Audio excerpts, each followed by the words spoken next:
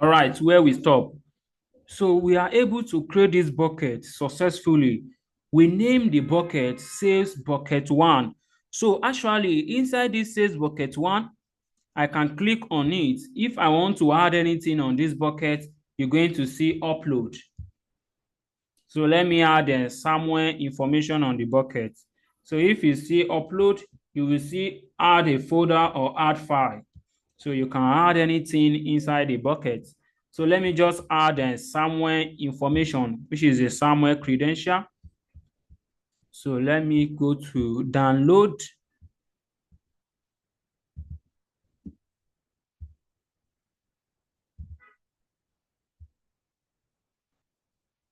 Okay, let me do add files. Let me check something.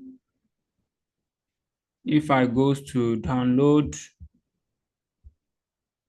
okay, so once I click on download, let me add a SAMI credential into it.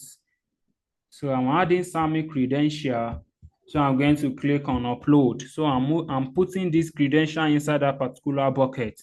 So I want SAMI to be able to see this particular bucket on his own end.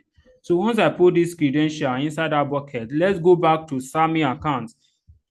And as you can remember, we have already granted Sami a full access to that particular bucket.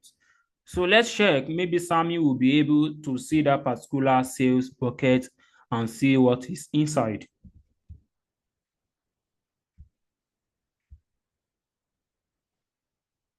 All right, so once I click here, you will see that we have a sales bucket here, which is the bucket that I just created now. And on Sami end, you will see the time that we created the bucket and the date.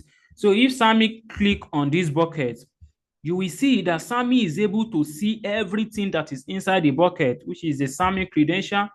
He's able to see all the content that is inside the bucket because we have already granted Sami a full access to that particular bucket. But if we go to the second user's account, which is a somewhere, so let's go to second user's account. So hold on for me. Let's go to second user's account.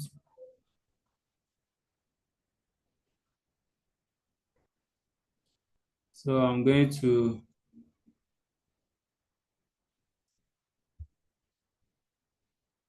okay. I think this is the second user's account. So which is a somewhere. Okay, this Sami. So I want to log into somewhere account. I want to log into somewhere account. Okay, let's log in back. Let's log in back into somewhere account. So if I go to somewhere credential, I want to log in back and let's see, maybe these particular users will be having access to all those information. So if I copy the URL, I go to the browser and I paste it, I hit enter key.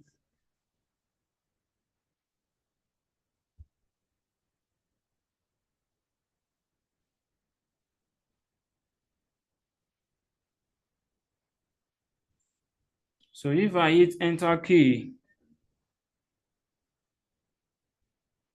so I'm going to, so if I hit enter key, I will put the username, which is a somewhere. The username is somewhere, and the password I specify for that particular users. So, and I click login. All right. So we are in a somewhere account now. Here is a somewhere account. This somewhere account will have a lot of region. You can actually choose any region that you want your account to reside, but not Virginia is the legit and the strongest and region. Okay, let's go to what we want to verify. So in a somewhere account, let's search for S3 buckets. So if I search for S3, which is this, so once I click on S3, So let's see, maybe this particular user will be able to read all those content inside our bucket. So I will go back, click on general purpose bucket. As you can see that in a Samuel account, everything we see is what? Access denied. Samuel is not going to be able to see all the content of the bucket that we created. Samuel is not going to be able to see it. But if I go to the second account, which is a Sammy, if we go to Sammy account and we come to S3 bucket,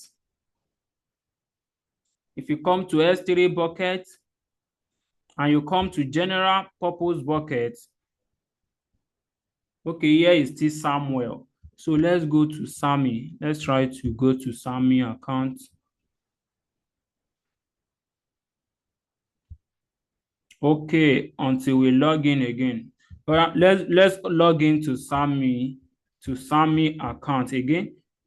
So we have verified that Samuel is not able to use the S3 buckets. But if we log in into Sammy is going to have a full access to that particular bucket based on the policy and the permission that we have attached to that particular user. So that's how you can create a user's account and attach policies. So I need to use MFA. So anytime I'm logging in, I will be using MFA because I've already added MFAs to the account. All right, so I've logged into a Sammy account. So once I log into Sammy account, if I click on S3 bucket, let's check, maybe this guy have a full access. S3 bucket, you click on general purpose, you're going to see that this guy has a full access to all the buckets. So basically, that's how you can create a IAM and a search policy to the user based on their job roles and what they are allowed to do on the network. So this is where we're going to stop for this particular IAM class. So that's how you can create user accounts, create user group, put them in the group, add policy on what you want to add to them. So this is where we're going to stop for this particular